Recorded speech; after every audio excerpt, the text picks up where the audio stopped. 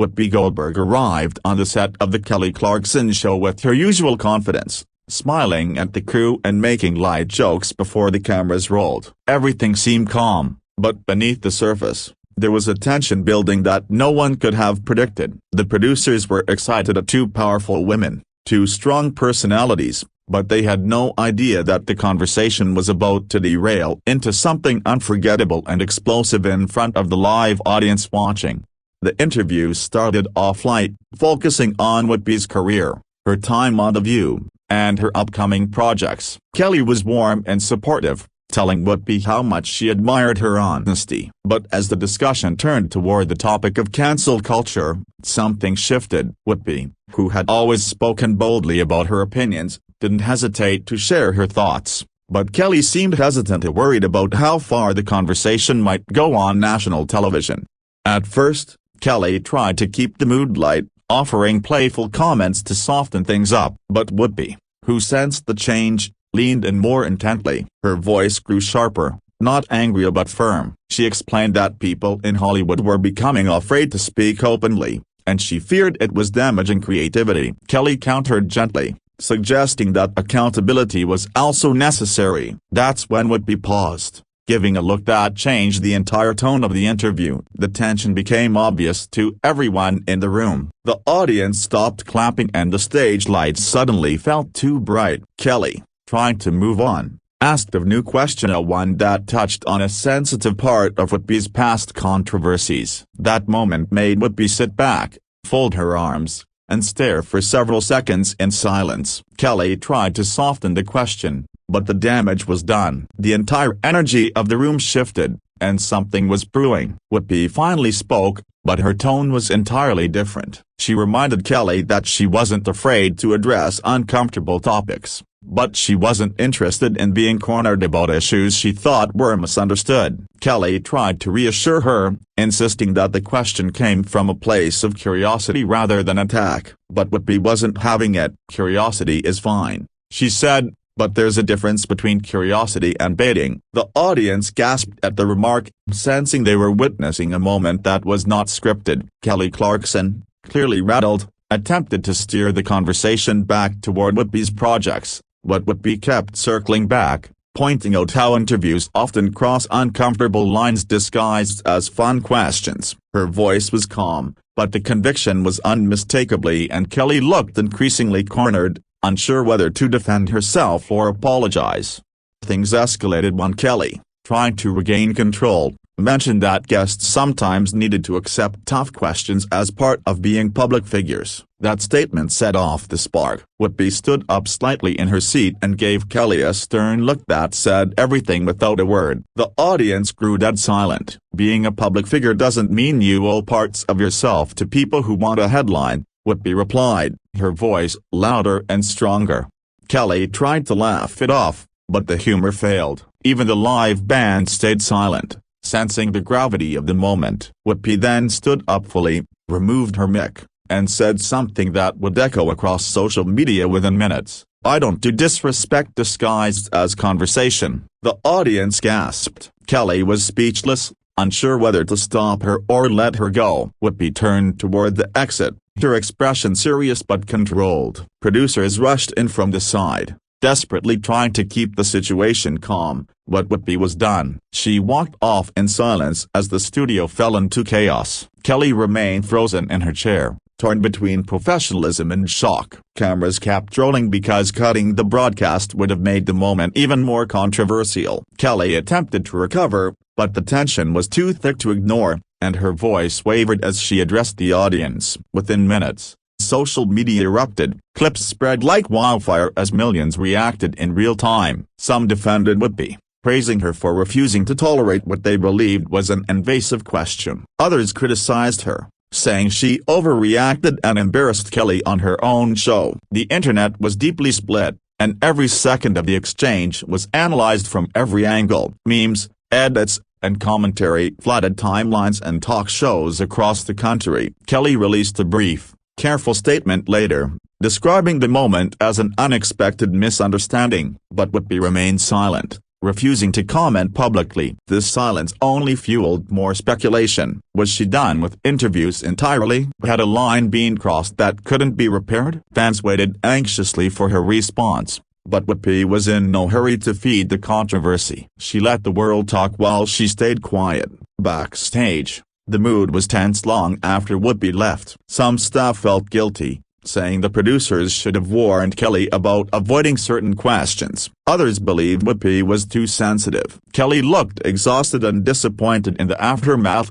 clearly hurt by the confrontation. She had invited Whoopi with respect, not expecting a clash, but the situation spiraled faster than she could control it. She worried the moment had damaged her reputation as a kind, safe interviewer. Whoopi, meanwhile, wasn't angry as she was disappointed. She believed she had walked onto an interview expecting authenticity, not sensationalism. To her, the moment was a boundary being crossed, and walking away was the only option that protected her dignity. She had spent years in the public eye, defending herself from misinterpretations and media spin. This time, she decided she wouldn't play along. Her exit was a message. She controlled her narrative, not anyone else. Days later, Whoopi finally addressed the situation, and not in a studio or interview, but during an unscripted discussion on The View. She didn't mention Kelly by name, but her message was clear. She talked about how interviews had become traps,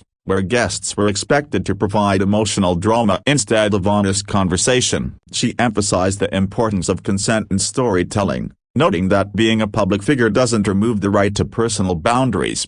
Kelly, watching the clip from backstage at her own show, felt the weight of those words. She never intended to disrespect Whoopi, and yet she had become part of a public conflict. She made the decision to reach out privately, and no cameras, no statements, just a sincere conversation between two people. To her relief, Whoopi responded. Their talk was long, direct, and honest. They didn't agree on everything, but they understood each other. Eventually, Kelly took responsibility publicly. She mentioned on her show that as hosts, they must constantly learn how to navigate meaningful conversations without crossing personal lines. She never named Whoopi directly, respecting her privacy, but everyone knew the message was linked to the walk-off. Fans praised Kelly for handling it with maturity, while others still criticized her for letting the tension escalate in the first place. Whoopi's walk-off soon became a reference point in discussions about media and boundaries. It was replayed,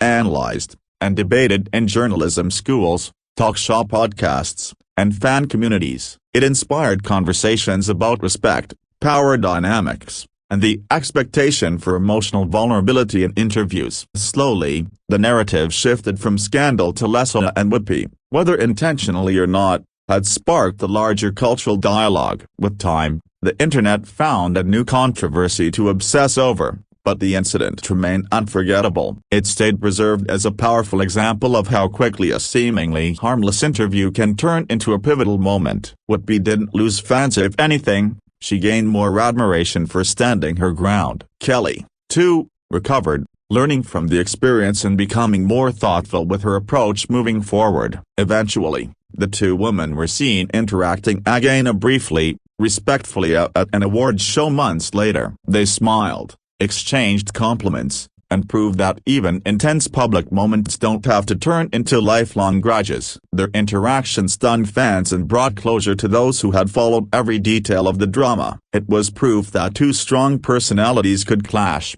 walk away, and still move forward without bitterness. In the years that followed, storytellers and online creators continued to revisit the legendary walk-off, dramatizing it, reinterpreting it, and using it as an allegory for boundaries and control. Some exaggerated it for entertainment, while others used it to discuss deeper issues like respect, power, and media responsibility. Whoopi and Kelly never needed to defend themselves again as the moment became bigger than them. The situation also had lasting effects behind the scenes. Producers began holding pre-interview conversations more carefully, making sure guests knew exactly what topics might come up. Hosts were encouraged to focus on transparency instead of shock value. Even PR teams adjusted their approach, setting firmer limits on questions and expectations during talk show appearances. Whoopi returned to the interview world eventually, but only under certain conditions. She was clear,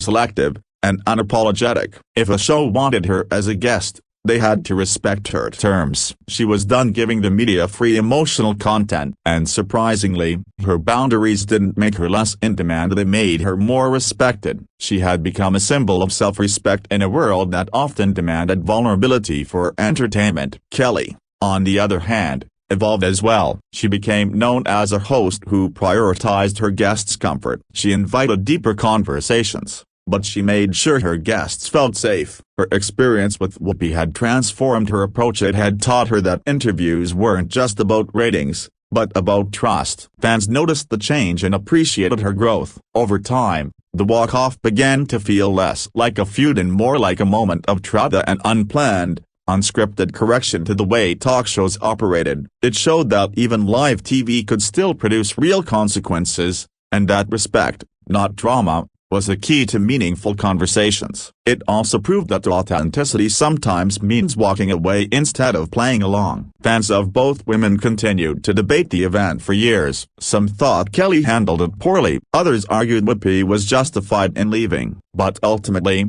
the divide didn't matter. The world had moved on, but the lesson remained carved into the memory of anyone who witnessed it. Even the most controlled environments can turn raw when someone feels pushed into a corner.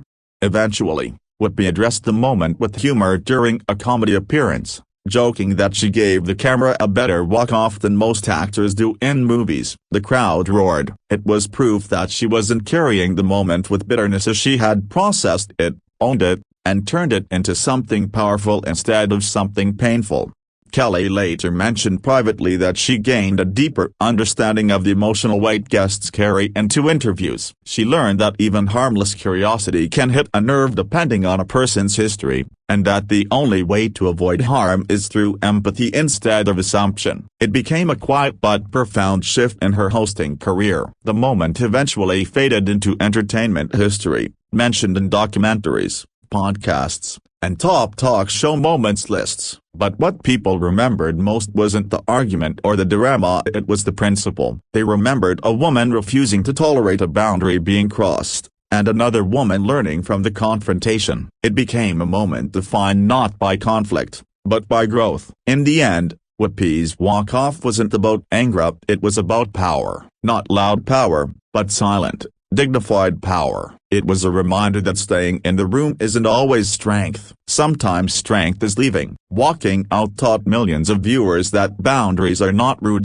they are necessary, no matter who you are or how famous you've become. Whoopi didn't lose anything from that moment as she gained control. And as for Kelly Clarkson, she would go on to host hundreds of interviews after that day, but she never forgot the energy shift that occurred when Whoopi stood up and walked off her stage. That moment became her turning point, and not a scandal, but an education. It taught her that hosting wasn't just about questions, it was about respect. And for both women, that lesson would linger far longer than the clash itself. In the weeks that followed, articles dissecting the walk-off appeared everywhere, from gossip blogs to major entertainment magazines. Some writers praised Whoopi for defending her dignity, while others accused her of overreacting. Audiences, however, had already made up their minds. For many, Whoopi's walk-off became a moment of empowerment, a public refusal to be cornered or minimized. It became a symbol for anyone who had ever felt pressured into answering questions they didn't owe anyone. Television executives started having quiet conversations behind closed doors. If guests could walk out that easily,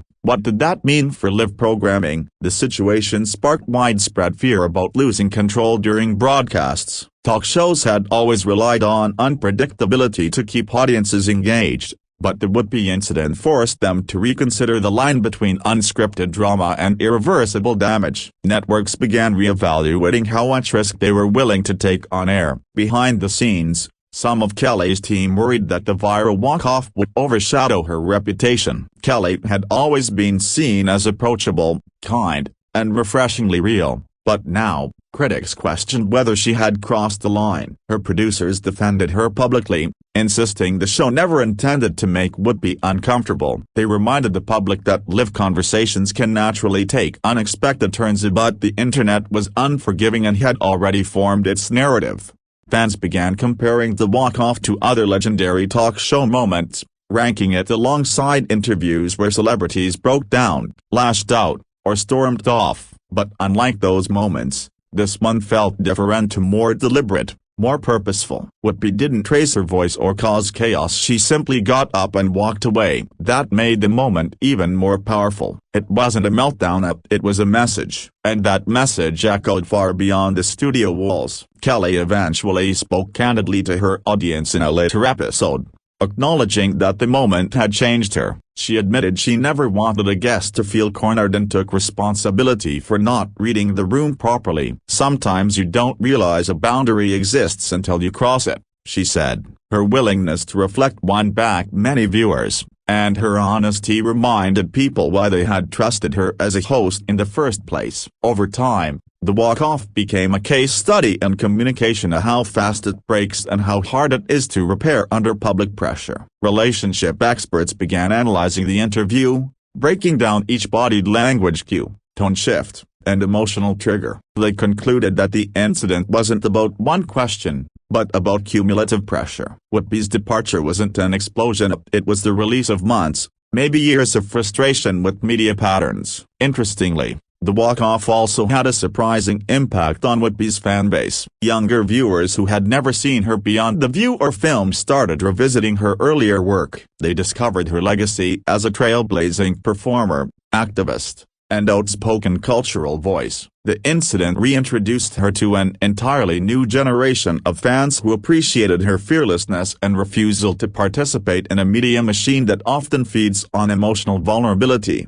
Kelly's audience also began engaging differently. Instead of just tuning in for fun interviews, they became more aware of the pressure hosts face. Some defended Kelly's intention, arguing she was just doing her job. Others felt she could have handled the tension better. But even those who criticized her acknowledged how rare it was for a host to publicly take accountability. In the end, the moment humanized both women in different ways. There were rumors that producers tried to convince Whoopi to return later in the episode, hoping for a reconciliatory ending. But Whoopi had no interest in turning her boundary into a viral feel-good moment. She believed the walk-off spoke for itself. For her, returning would have defeated the purpose. She didn't want to smooth things over for ratings. She wanted people to understand that walking away isn't weakness, it's self-respect. Months later, Kelly and Whoopi found themselves together again at a charity event. Cameras waited eagerly for tension, but instead,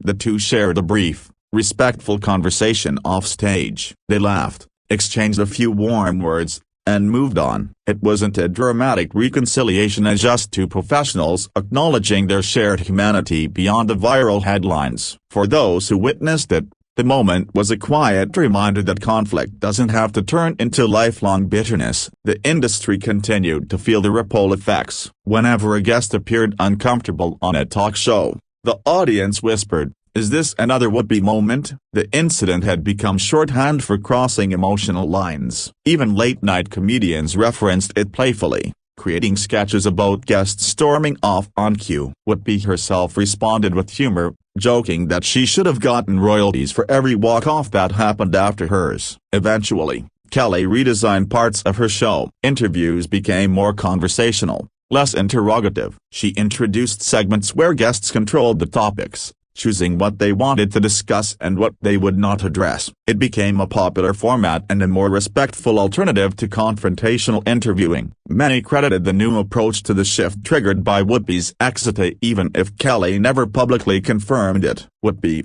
too, found that her walk-off had strengthened her voice on The View. She continued to challenge assumptions, push back against sensationalism, and encourage open discussion about boundaries and respect. She never bragged about what happened, but it was clear that moment had reinforced her commitment to authenticity. If anything, it reminded people why she had become such a powerful cultural figure in the first place. Years later, documentaries about media culture began using the walk-off as an example of shifting power dynamics between celebrities and the press. Some said Whoopi represented the beginning of a new era, where stars demanded control and respect. Others felt it signaled the decline of traditional talk shows. Regardless of interpretation, the event had become more than a viral moment, it had become a cultural turning point. Eventually, the story faded into legend, retold in podcasts, YouTube breakdowns, and fan discussions. But for those who watched the moment live, it never felt like drama, it felt like truth. It was raw, unexpected, human. And long after the headlines disappeared, that feeling stayed with people. They didn't remember the question that caused the walk-off, but they remembered the silence, the tension, the power of a woman standing up and walking out when her boundary was crossed. And in that silence, 1,000 unspoken messages were heard.